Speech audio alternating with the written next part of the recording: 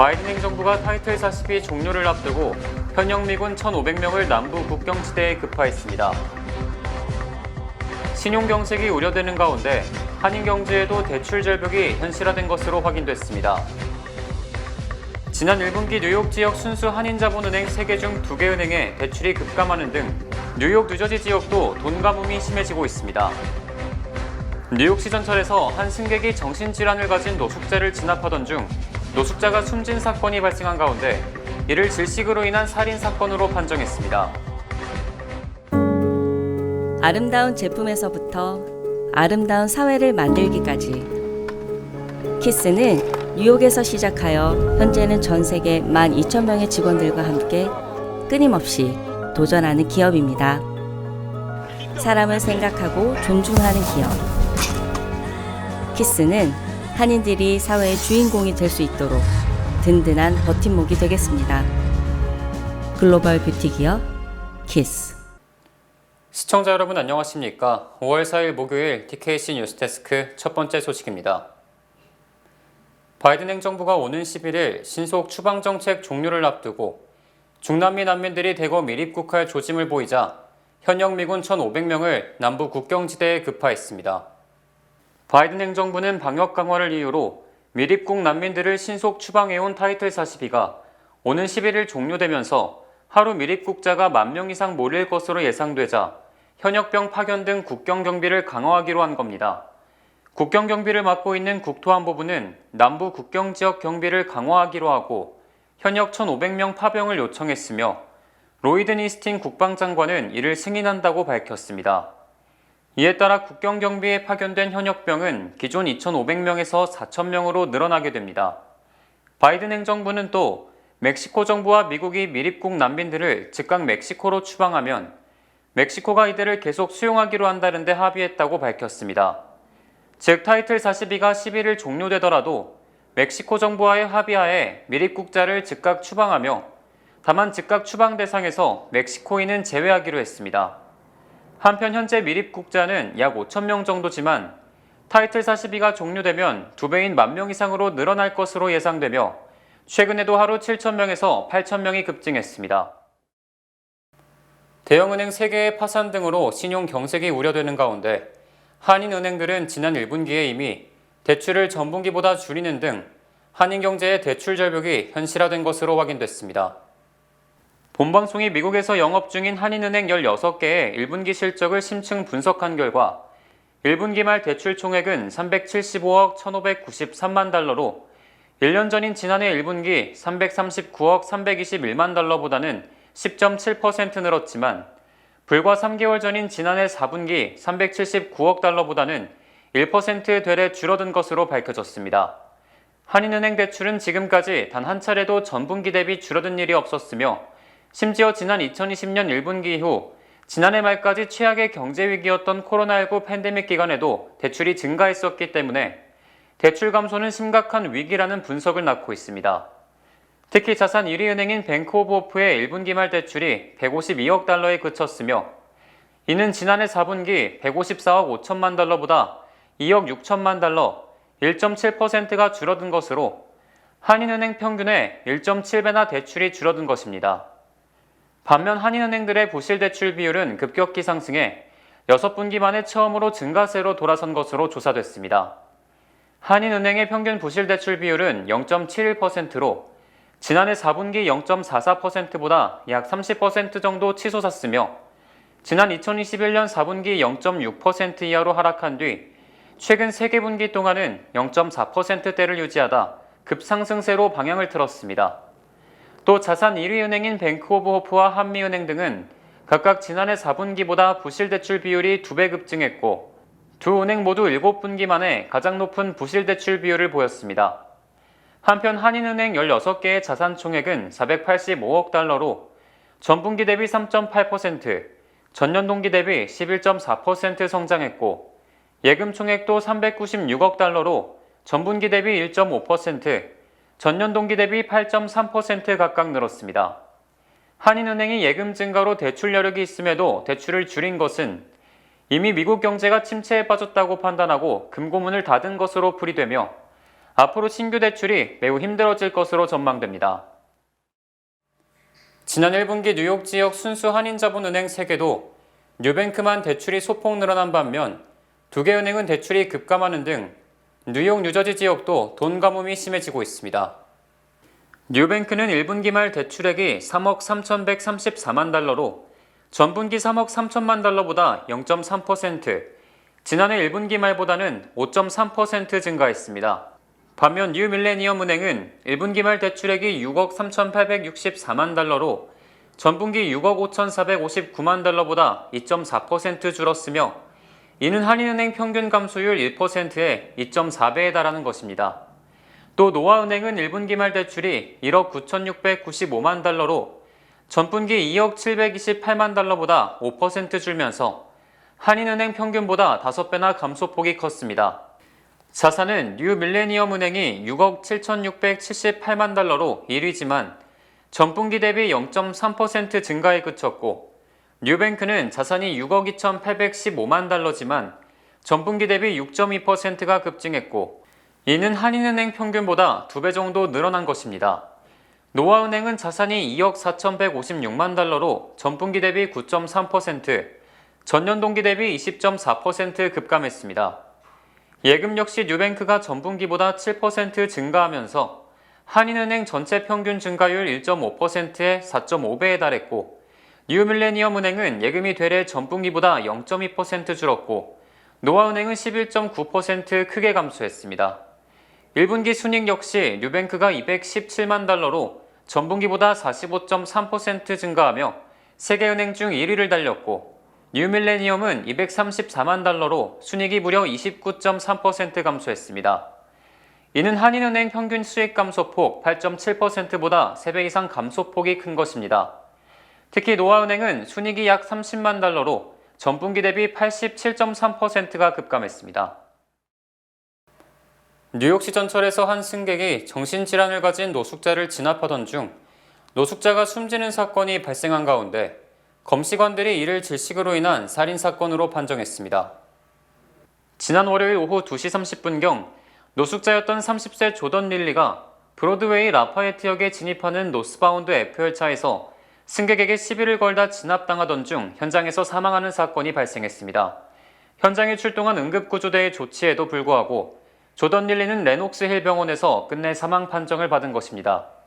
사건 당시 릴리를 제압한 남성은 24살의 전직 군인으로 공개된 영상에 따르면 한 남성이 조던 릴리를 뒤에서 붙잡았고 동시에 이 24살 남성이 릴리를 앞에서 제압하는 모습이 담겼습니다. 이 과정에서 과도한 진압으로 조던 릴리가 질식사당했다는 것입니다. 이에 따라 어제 브로드웨이 라파예트역에서는 수십 명의 사람들이 그의 죽음에 항의하며 집회를 이어갔고 24세 남성은 경찰에 체포돼 신문은 받았지만 무혐의로 풀려났습니다. 이에 대해 에릭 아담스 뉴욕시장은 성명을 통해 사건에 대해 자세한 내용을 아직 파악하지 못했지만 어떠한 인명 손실이든 이는 매우 비극적이다. 정신질환자 문제는 매우 심각하며 우리는 이를 해결하기 위해 최선을 다할 것이라고 전했습니다.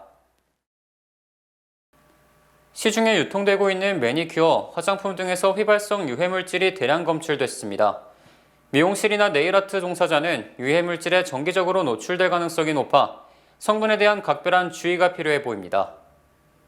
시중에 유통되고 있는 매니큐어, 화장품, 세제 등 100개 이상의 제품에서 휘발성 유기화합물이 나왔습니다.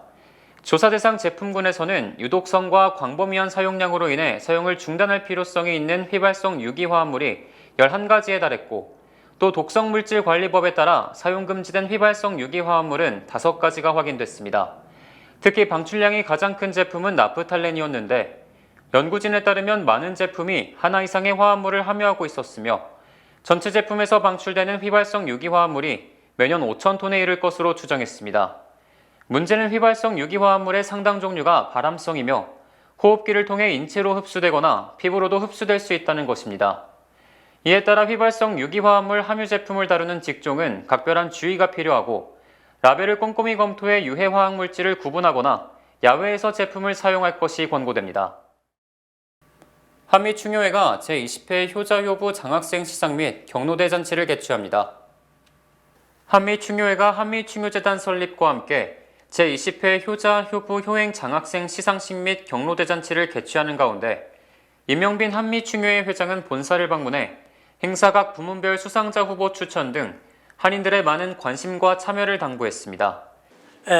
저희가 그 2001년서부터 그 효자, 효부, 효녀 발굴해가지고 그 시상을 해오다가 그러다가 이제 그 팬데믹으로 인해서 3년 동안 행사를 쭉 못 해오다가 이번에 이제 행사를 갖다 좀 크게 하려고 이제 계획을 했죠. 임영빈 회장은 재단 기금 조성을 위해 본인이 수년간 모은 용돈 2만 5천 달러와 은행에 예치돼 있던 3천 달러를 포함해 총 2만 8천 달러를 김영덕 이사장에게 재단 기금으로 전달했고 본인 사망 후 뉴욕 한인상조회에서 수령할 새 구자분 4만 5천 달러도 재단에 회사하는 위임 인계 약정서를 재단 김영덕 이사장에게 전달했다고 덧붙였습니다. 이와 함께 임영빈 회장은 효자, 효부, 효행 장학생 추천도 당부했습니다. 또 이제 오늘 이 자리에서 또 말씀드리고 싶은 거는 아직까지도 그 효자, 효부, 효녀 그 신청서가 좀 적게 들어왔어요. 상품도 좀 푸짐하게 해서 상표와 함께 이제 써오려고 하는데 주변에 그렇게 정말 좀 효심이 강한 그 효녀나 효자 또 효부 그런 분들이 있으면은 좀 여러분들이 많이 좀 추천해서 주시기 바랍니다. 이번 행사는 오는 5월 18일 목요일 오전 11시 뉴욕 한인봉사센터 커뮤니티 센터에서 개최되며 입장권을 미리 배부받아야만 당일 행사장에 입장할 수 있습니다. 거기는 장소 관계도 있고 그래서 그렇게 많은 분들이 들어올 수 없어서 이제 입장권을 발행하게 했습니다. 그래서 입장권 가지신 분들만 들어올 수 있도록 그래서 지금 예상은 한 350명 예정을 하고 있는데 그래서 그 티켓은 상록회, 노인상조회, 그다음에 저 KCS 거기 그 회원들이 많이 그 모이는 거기다가 다 지금 배정을 해놨으니까 필요하신 분들은 거기다 연락을 해서 입장권을 받아가 주셔야 들어오실 수 있는 걸 그걸 말씀드리고. 한편 충효회는 지난달 재단 설립을 한인사회에 알리고 활동 강화를 위한 한미충효재단 기금모금의 밤 행사를 개최한 바 있습니다. 플러싱과 브루클린에서 4개 약국을 운영하는 한인 남성 등 2명이 메디케어 및 메디케이드 사기 혐의로 연방검찰에 기소됐습니다.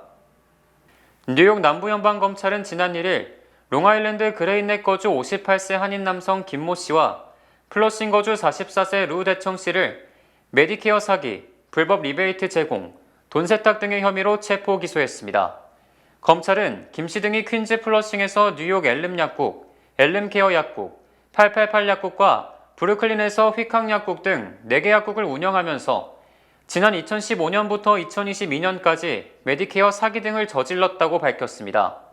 검찰은 김 씨 등이 2015년부터 8년간 메디케어에서 2,400만 달러, 메디케이드에서 540만 달러 등 2,940만 달러를 지급받았으며 이 중 일부가 사기에 해당한다고 설명했으나 정확히 이 중 얼마가 사기인지는 밝혀지지 않았습니다.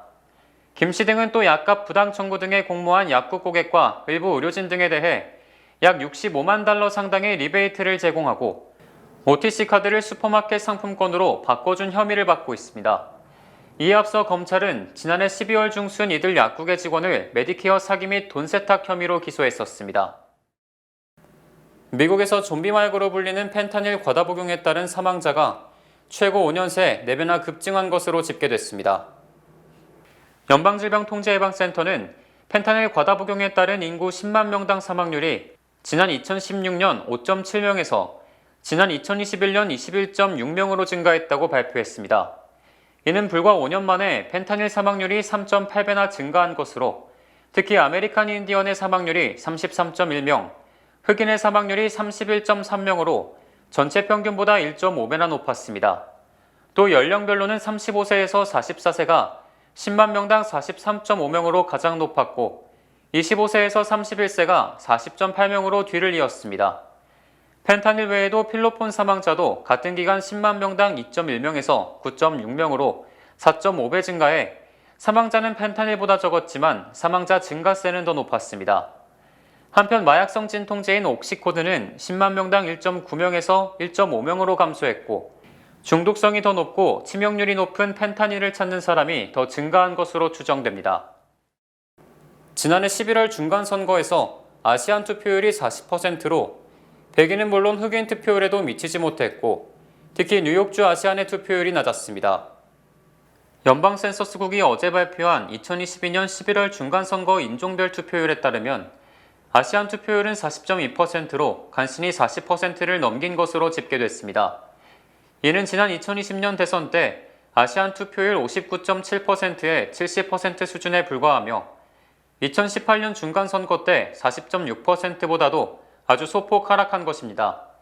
특히 이는 지난해 중간선거 미국 평균 투표율 52.2%보다 크게 낮은 것이며 백인 투표율 54.7%보다 15%포인트 정도 낮은 수준입니다.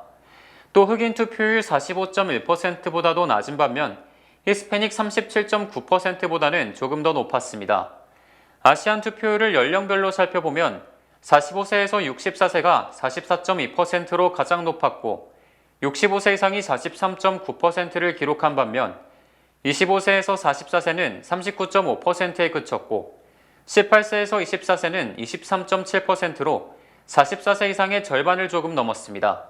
지역별로는 뉴욕주 아시안 투표율은 29.4%에 그쳤고 뉴저지는 42%로 뉴욕은 물론 전국 평균 아시안 투표율보다 높았습니다.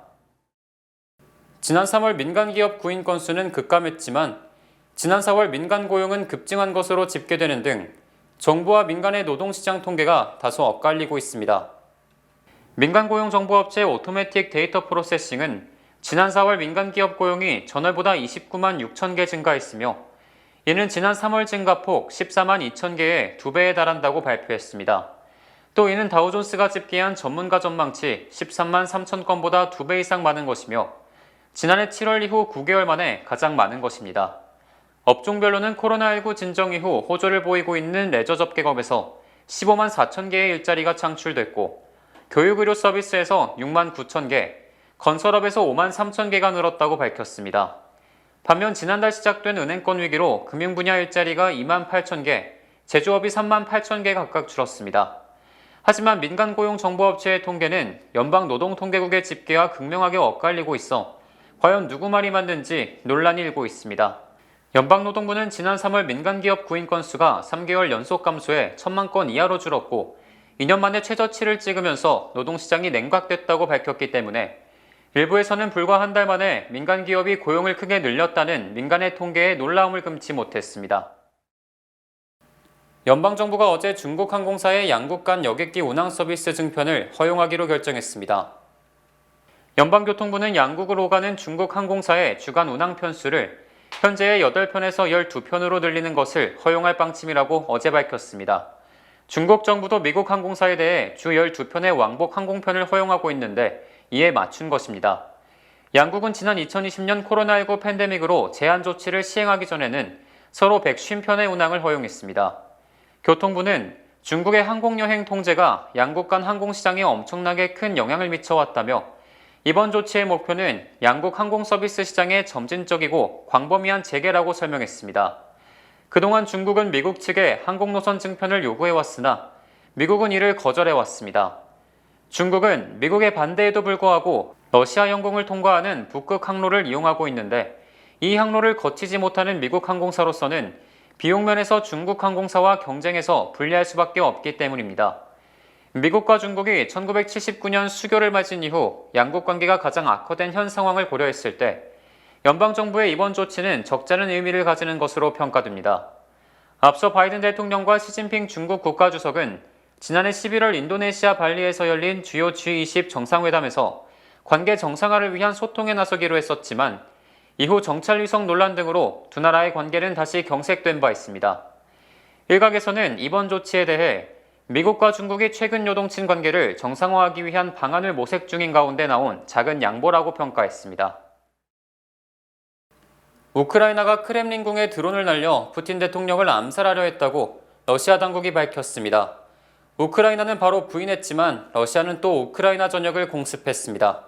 파리에서 곽상은 특파원의 보도입니다.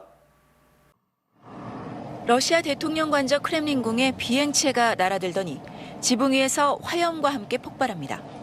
크렘린궁은 성명을 내고 현지 시간 어제 새벽 우크라이나가 크렘린궁에 대한 무인기, 즉 드론 공격을 시도했다고 주장했습니다. 2대의 드론이 동원됐지만 러시아군이 적절히 대응해 무력화했다고 설명했습니다. 푸틴 대통령은 당시 크렘린궁에 없어 다치지 않았다면서도 이번 공격은 러시아 대통령의 생명을 노린 계획적인 테러라며 러시아는 적절한 시기와 장소에 보복할 권리가 있다고 공개 경고했습니다. 젤렌스키 우크라이나 대통령은 사실이 아니라고 일축했습니다. We don't attack Putin or Moscow. We fight on our territory. 서방 정보기관에선 러시아가 동원령을 확대하고 우크라이나 인사에 대한 테러 공격을 강화하기 위해 자작극을 벌였을 가능성을 제기하고 있습니다. 우크라이나 지지 세력이 벌인 일이라고 해도 암살 시도보단 크렘린궁조차 안전하지 않다는 심리적 효과를 노린 공격으로 봐야 한다는 분석도 나옵니다. The strengths and the gaps and the problems within the air defense and electronic warfare defenses if in fact they fail to stop this drone. 러시아는 미국을 배후로 지목하고 우크라이나 전역을 집중 공습했습니다. 피해 규모는 아직 정확히 확인되지 않은 가운데 이번 공습이 러시아가 공개 경고한 보복 공격의 일환일 수 있다는 분석이 나오고 있습니다. 파리에서 SBS 곽상은입니다.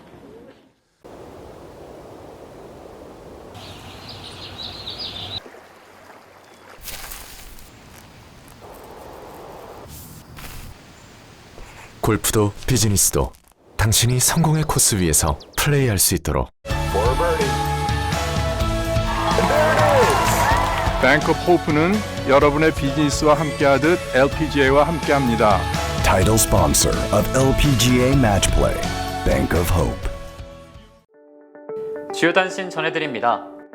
어젯밤 8시 45분쯤 뉴저지주 뉴악의 한 주택에서 총격 사건이 발생해 남성 1명과 7세 소녀가 숨지고 용의자도 경찰의 총에 맞아 숨지는 등 3명이 목숨을 잃었습니다.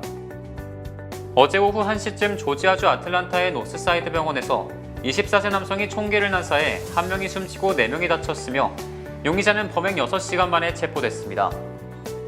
지난주 신규 실업수당 청구 건수가 24만 2천 건으로 전주보다 13,000건 늘었으며 4주 이동 평균 청구 건수도 23만 9,250건으로 전주보다 3,500건 증가했습니다.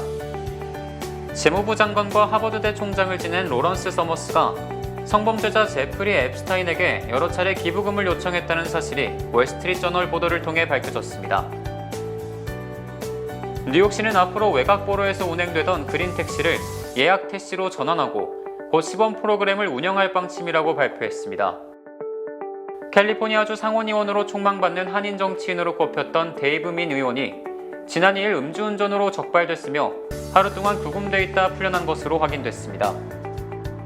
뉴저지주 버링턴 카운티 리버사이드 고등학교 27세 여성 교직원이 1학년 학생을 성추행한 혐의로 검찰에 기소됐습니다. 올해 1분기 전 세계 반도체 매출이 1,195억 달러로 전분기보다 8.7% 줄었지만 지난 3월 반도체 매출이 10개월 만에 전월보다 증가, 바닥을 찍었다는 기대가 나오고 있습니다. 날씨 전해드립니다. 내일은 오전부터 낮까지 비 예보가 있으며 저녁에는 곳곳에 구름이 끼는 곳이 있겠습니다. 내일 낮 최고 기온은 59도, 밤 최저 기온은 47도입니다. 내일 아침 해 뜨는 시간은 오전 5시 49분, 해 지는 시간은 오후 7시 55분입니다.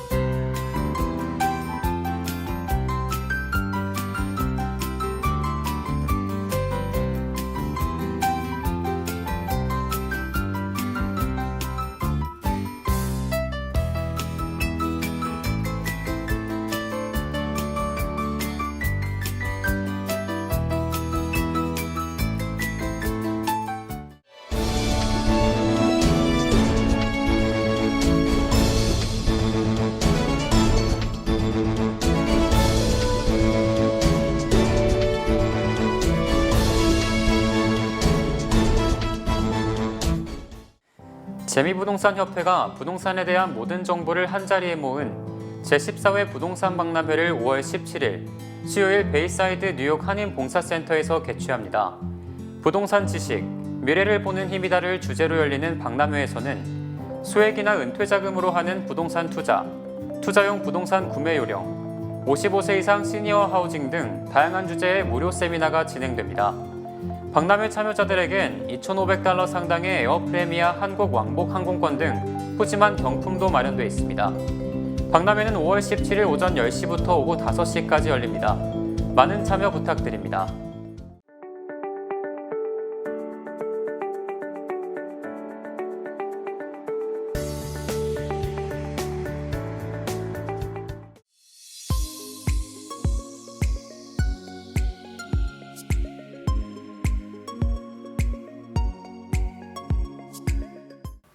(5월 4일) 목요일 뉴스데스크 여기서 마치겠습니다. 시청해주신 여러분 고맙습니다.